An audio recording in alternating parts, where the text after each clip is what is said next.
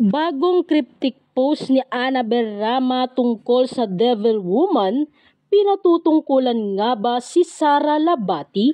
Devil Woman, makamandag, manipulative, best liar. Ito ang ilan sa mga naging pahayag ni Annabel Rama sa kanyang Facebook post kung saan binanggit niya ang pelikulang Gone Girl na pinagbibidahan ng American actor na si Ben Affleck. Hinuha ngayon ng mga netizens ay tila pinatutungkulan nito ang asawa ng kanyang anak na si Sara Labati. Narito nga ang kanyang buong post. Devil Woman, makamandag, manipulative, best liar. Please watch Gone Girl sa Netflix. Makita nyo ang leading lady ni Ben Affleck.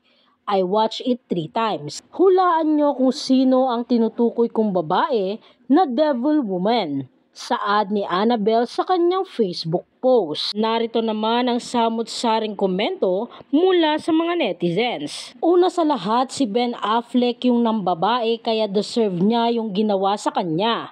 Haha, at huwag mo po damay yung movie. This one is a creepy masterpiece. Yes, maganda po talaga yung movie, I agree.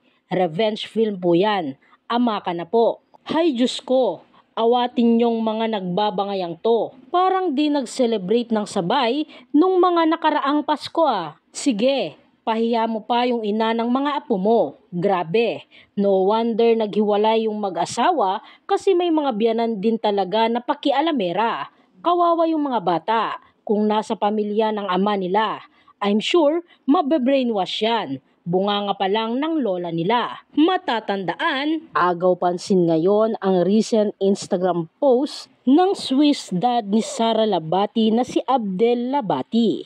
Sa IG account ng ama ni Sara ay makikitang masayang magkakasama sila ng kanyang pamilya, kasama na rin ang anak nila ni Richard Gutierrez na si Zion at Kai.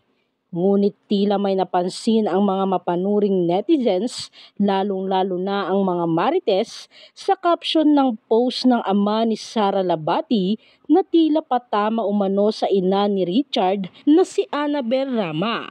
Narito nga ang kanyang caption, kalakip ang larawan ng kanilang pamilya.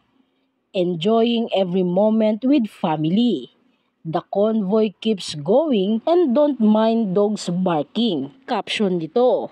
Sa comment section ay nagpasalamat rin ang ama ni Sara sa mga sumusuporta sa kanila. Thank you all for your love and support. May God bless everyone. Buong pahayag nito.